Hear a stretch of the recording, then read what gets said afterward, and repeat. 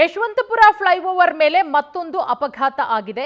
ಚಾಲಕನ ನಿಯಂತ್ರಣ ತಪ್ಪಿ ಕ್ರೆಟಾ ಕಾರು ಪಲ್ಟಿಯಾಗಿದೆ.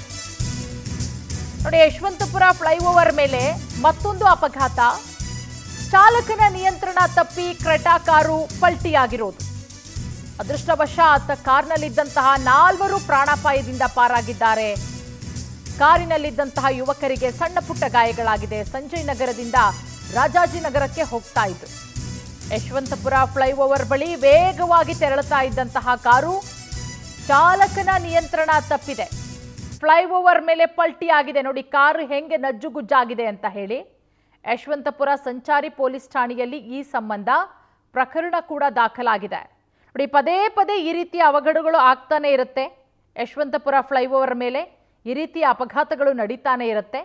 ನಿನ್ನೆ ಮಧ್ಯರಾತ್ರಿಯೂ ಕೂಡ ನಡೆದಿರುವಂತಹ ಘಟನೆ ಇದು. Creta car.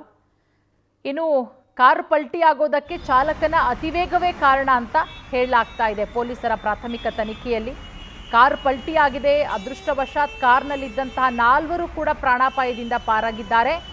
4 ಜನಕ್ಕೂ ಕೂಡ ಸಣ್ಣ ಪುಟ್ಟ ಗಾಯಗಳಾಗಿರೋದು.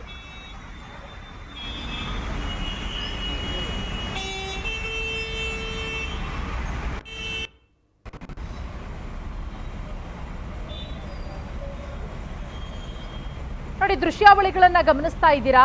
ಕ್ರೆಟಾ ಕಾರು ಯಾವ ರೀತಿ ನಜ್ಜುಗುಜ್ಜಾಗೋಗಿದೆ ಅಂತ ಹೇಳಿ.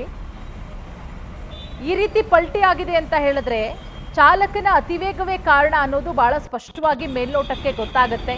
ಅದು ಮಧ್ಯರಾತ್ರಿ ಆಗಿರುವಂತಹ ಇನ್ಸಿಡೆಂಟ್ ಆಗಿರೋದ್ರಿಂದ ವಾಹನಗಳ ಸಂಚಾರ ಕೂಡ ಬಹಳ ಕಡಿಮೆ ಇರುತ್ತೆ. ಸೊ ಅಂಥ ಸಂದರ್ಭದಲ್ಲಿ ಅತಿವೇಗದ ಚಾಲನೆ, ಮತ್ತೆ ಆ ಫ್ಲೈಓವರ್ ಮೇಲ್ಗಡೆ ಒಂದೆರಡು ಹಂಪ್ಗಳು ಕೂಡ ಇದೆ. ಸೊ ಅದನ್ನು ಕಂಟ್ರೋಲ್ ಮಾಡೋದಕ್ಕೆ ಹೋಗಿ ಮೋಸ್ಟ್ಲಿ ಕಾರು ಪಲ್ಟಿ ಆಗಿರಬಹುದು. ಸದ್ಯ ಕಾರ್ನಲ್ಲಿದ್ದಂತಹ 4 ಯುವಕರು ಸೇಫ್ ಆಗಿದ್ದಾರೆ. ಸಣ್ಣ ಪುಟ್ಟ ಗಾಯಗಳಾಗಿದೆ, ಬಚಾವಾಗಿದ್ದಾರೆ. ಅದನ್ನು ಬಿಟ್ಟರೆ ಪ್ರಾಣಕ್ಕೇನು ತೊಂದರೆ ಇಲ್ಲ. ಸದ್ಯ ಈ ಸಂಬಂಧ ಯಶವಂತಪುರ ಪೊಲೀಸ್ ಠಾಣೆಯಲ್ಲಿ ಕಂಪ್ಲೇಂಟ್ ಕೂಡ ದಾಖಲಾಗಿದೆ. ಗಮನಿಸ್ತಾ ಇದ್ದೀರಾ, ಕಪ್ಪು ಬಣ್ಣದ ಕ್ರೆಟಾ ಕಾರಿನ ಸ್ಥಿತಿ ಹೆಂಗಾಗಿದೆ, ಕಾರು ಪಲ್ಟಿ ಹೊಡೆದಂತಹ ರಭಸಕ್ಕೆ ಅಂತ ಹೇಳಿ.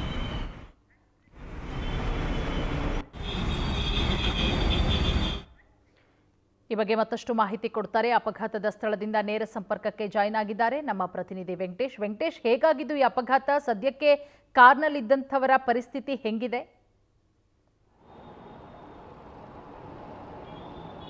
ಪೂರ್ಣಿಮಾ, ತಡರಾತ್ರಿ ಯಶವಂತಪುರ ಫ್ಲೈಓವರ್ ಮೇಲೆ ಈ ಒಂದು ಅಪಘಾತ ಸಂಭವಿಸಿದೆ. 4 ಯುವಕರು ಕಾರ್ನಲ್ಲಿ ಇದ್ದಂಥ ವೇಳೆಯಲ್ಲೇ ಚಲಿಸ್ತಾ ಇದ್ರು. ನಿಯಂತ್ರಣ ತಪ್ಪಿದಂತಹ ಕಾರು ಪಲ್ಟಿಯಾಗಿದೆ.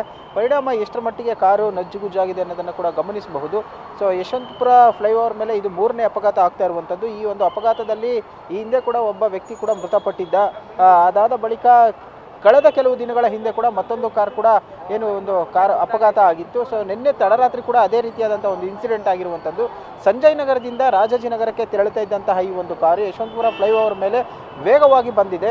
ವೇಗವಾಗಿ ಬಂದಂತಹ ಸಂದರ್ಭದಲ್ಲಿ ಕೂಡ ನಿಯಂತ್ರಣವನ್ನು ಕಳೆದುಕೊಂಡು ಪಕ್ಕದ ಒಂದು ಡಿವೈಡರ್ಗೆ ಕಾರ್ ಡಿಕ್ಕಿಯಾಗಿದೆ. ಪರಿಣಾಮ ಕೂಡ ಅದು ಕೆಳಗಡೆ ಬಿದ್ದು ಸುಮಾರು ಒಂದು 50 ಮೀಟರ್ ಅಷ್ಟು ದೂರ ಕೂಡ ಉಜ್ಜಿಕೊಂಡು ಹೋಗಿದೆ. ಅಂದರೆ ರಾತ್ರಿ ಸ್ಥಳದಲ್ಲೇ ಇದ್ದಂತಹ ಒಂದಷ್ಟು ಜನ ಆಟೋ ಚಾಲಕರು ಕೂಡ ಬಂದು ಅವ್ರನ್ನ ರೆಸ್ಕ್ಯೂ ಮಾಡುವಂತಹ ಕೆಲಸವನ್ನು ಕೂಡ ಮಾಡಿದ್ದಾರೆ. ಸದ್ಯಕ್ಕೆ 4 ಜನ ಯುವಕರಿಗೂ ಕೂಡ ಸಣ್ಣ ಪುಟ್ಟ ಗಾಯಗಳಾಗಿದ್ದು ಅವರನ್ನ ಸ್ಥಳೀಯ ಆಸ್ಪತ್ರೆಗೆ ದಾಖಲಿಸಿ ಚಿಕಿತ್ಸೆಯನ್ನು ಕೊಡಲಾಗ್ತಾ ಇದೆ. ಯಾವುದೇ ರೀತಿಯಾದಂತಹ ಗಂಭೀರ ಗಾಯಗಳ ಆಗದ ಹಿನ್ನೆಲೆಯಲ್ಲಿ ಅದೃಷ್ಟವಶಾತ್ ಪಾರಾಗಿದ್ದಾರೆ. ಕಾರ್ನ ಮುಂಭಾಗ ಮತ್ತು ಕಾರ್ನ ಮಧ್ಯಭಾಗದಲ್ಲೂ ಕೂಡ ಸಾಕಷ್ಟು ಡ್ಯಾಮೇಜ್ ಆಗಿದೆ. ಕಾರಿನ ಒಳಗಡೆ ಕೂಡ ಯಾವುದೇ ರೀತಿಯಾದಂಥ ಮದ್ಯ ಬಾಟಲ್ಗಳಾಗಿರಬಹುದು ಏನೂ ಇಲ್ಲ. ಅಂದರೆ ಕುಡಿದು ಚಾಲನೆ ಮಾಡಿದ್ರಾ ಅನ್ನೋದು ಕೂಡ ಪೊಲೀಸರ ತನಿಖೆಯಿಂದ ತಿಳಿದು ಬರಬೇಕಾಗಿದೆ. ಕಾರು ಟೈರ್ನ ಒಂದು ಭಾಗ ಏನಿದೆ ಅದು ಸಂಪೂರ್ಣವಾಗಿ ಬ್ಲಾಸ್ಟ್ ಆಗಿದೆ. ಅಂದರೆ ಪರಿಣಾಮ ಎಷ್ಟು ವೇಗವಾಗಿ ಅವರು ಚಾಲನೆ ಮಾಡ್ತಾ ಇದ್ರು ಅಂತ ಹೇಳಿ ಗೊತ್ತಾಗುತ್ತೆ. ಯಾಕೆಂದರೆ ಸಾಮಾನ್ಯವಾಗಿ ರಾತ್ರಿ ಸಮಯದಲ್ಲಿ ವಾಹನಗಳು ಕೂಡ ಕಡಿಮೆ ಇರುತ್ತೆ.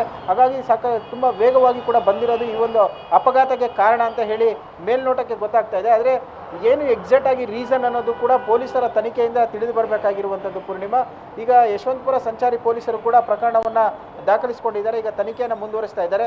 ಸಣ್ಣ ಪುಟ್ಟ ಗಾಯಗಳಾಗಿರುವಂತಹ ಗಾಯಾಳುಗಳಿಗೆ ಕೂಡ ಆಸ್ಪತ್ರೆಯಲ್ಲಿ ಚಿಕಿತ್ಸೆಯನ್ನು ಮುಂದುವರಿಸ್ತಾ ಇರುವಂಥದ್ದು. ಪೂರ್ಣಿಮಾ, ಥ್ಯಾಂಕ್ ಯು ತಮ್ಮೆಲ್ಲ ಮಾಹಿತಿಗಾಗಿ.